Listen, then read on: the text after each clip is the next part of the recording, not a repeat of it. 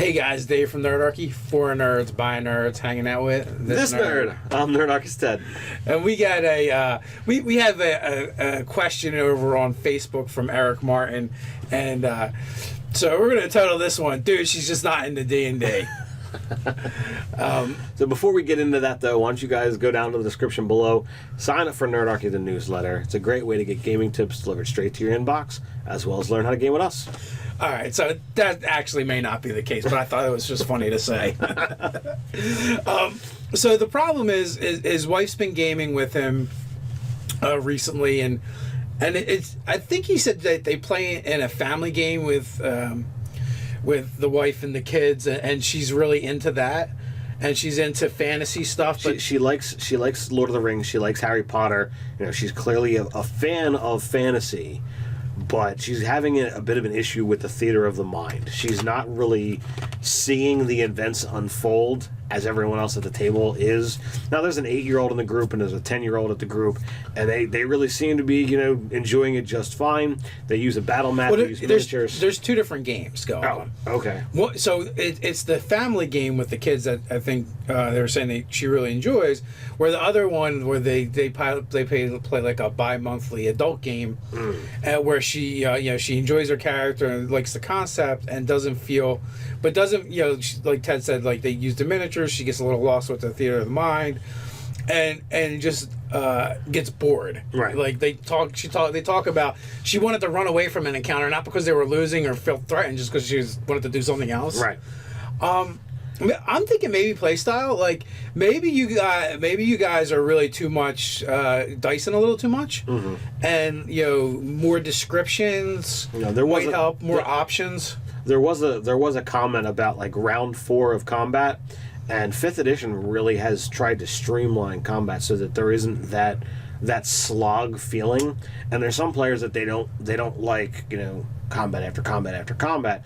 So if you're doing a dungeon crawl and there's stuff going on, there needs to be things that are non-combat there. You need to focus on the exploration, and you need to limit those combats down to 3 rounds, so that you can keep those people. I don't feel that though. I feel like if they feel like their only choice is to roll the dice, I could definitely see why they would get bored. Like right. It doesn't matter if it's 1 round or 10, really. That's at that true. point. That's true. But like, what if you expressed to the player that there are other options? Like what if you want to Empire Strikes Back this bitch like an AT-AT, right? It's just like, you want to take your grappling hook and throw it around one of the legs and then run circles around the monster and try and wrap it up, and trip it. Like fun things like that maybe the rules don't handle it per se, and there's not, there's nothing in the book written about it, but you want to do things more interesting.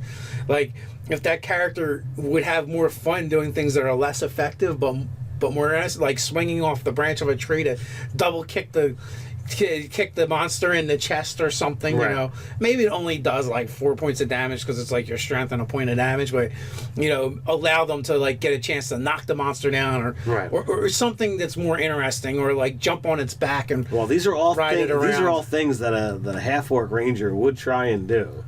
So yeah, that definitely makes sense, and that's what she's playing. So I think that's something to express an interest in and see whether the DM would allow that type of stuff and how he would respond to it. Yeah, like maybe the problem is the player just doesn't understand that they're not really limited in their actions, they're only limited by their imagination. Like you right. come up with things to do. I don't ever feel like a DM should say no to any of that, even if there's a low probability of success. They should at least allow it. Allow the try. And let it be narrated either by you or the players, and if it can't be successful, at least allow it to be humorous. Like you are now all flat on your back between the ogre's legs, looking straight up at a view that you never wanted to see in your life, and you thought its club was scary before.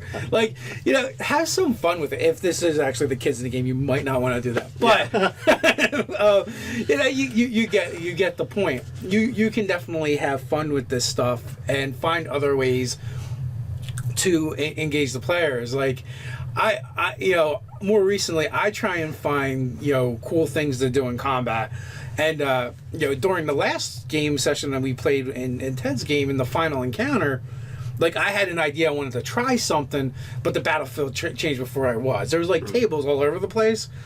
And I couldn't actually get close to the monster, but I could get to the point where like one of the tables was would be on the edge of my thunder wave, and I wanted to try and thunder wave a table into the monster. But then they cast like Ever's Black Tentacles, and I was not going into that. I was not going to do the D&D version of a hentai.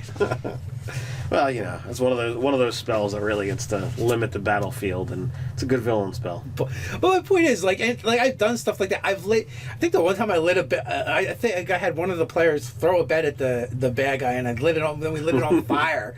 Like, do silly stuff that, like, you know, things that like would happen in a movie or a book. But we don't do it in D&D because there's not mechanics and it's not optimal. You got to Jackie Chan that shit. Exactly. You know, just because it's not optimal doesn't mean you shouldn't do it. If it's funny, it's worth doing. Absolutely, because you know what? No one's going to remember that you rolled a 17 on your attack and hit it with your longsword. But you start swinging ladders and swinging from chandeliers. People are going to tell those stories over and over again. In our AD&D game, we had a player base their rogue character because we played back then that the stats you played them where they lie. Right. You roll them in order, and you even picked your class beforehand. Right. So we had a rogue, and he had a super high strength, and so he described his character as looking like Nate. And like in one of the scenes, he picks up a long banquet table and throws it at the enemy, and just rolled really well on like in his check to pick it up and to throw it. And, so it created this cool scene that every once in a while to this day we still bring up. We still talk about it, and that's 15 years old. That if it's anything, so yeah, like so be a little crazy at your table. And tell your wife that like these options in the books aren't the only ones you have. Anything you can think of, you can do. I don't know that you necessarily need to talk to your DM ahead of time. It would help if you get their buy-in on it, and they allow you to do more interesting things. And maybe some of the stuff doesn't like do damage, but just hampers or hinders the monster. Right. To me that makes it more memorable, and it sets up your party they put them in a better position, and maybe you sped up the combat, maybe you slowed it down, but you know what? You're creating memorable moments at the table. So, what do you guys think? Do you have any player tips for this half-orc ranger that really needs some more inspiration in their play style? Put your thoughts and comments down below. While you're at it, like, share, even subscribe.